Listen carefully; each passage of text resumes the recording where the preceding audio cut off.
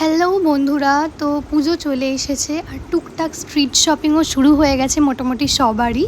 তো কিছুদিন আগে আমি আর আমার বন্ধু রিয়া চলে গেছিলাম হাতিবাগানে একটু স্ট্রিট এক্সপ্লোর করতে, যেখানে প্রচুর জিনিসপত্র এখন পাওয়া যাচ্ছে পুজোর জন্য।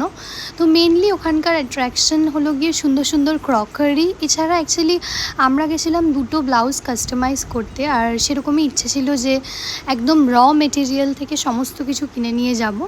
তো সেরকমই আমরা হালকা ফুলকা এদিক ওদিক ঘোরাফেরা করে একদমই চলে যাই মেটেরিয়ালের দোকানে, যেখানে মেটেরিয়াল পাওয়া যায়। যে কোনো রকমের ব্লাউজ, কুর্তি, টপ সমস্ত কিছুই এখান থেকে তৈরি করতে পারবে।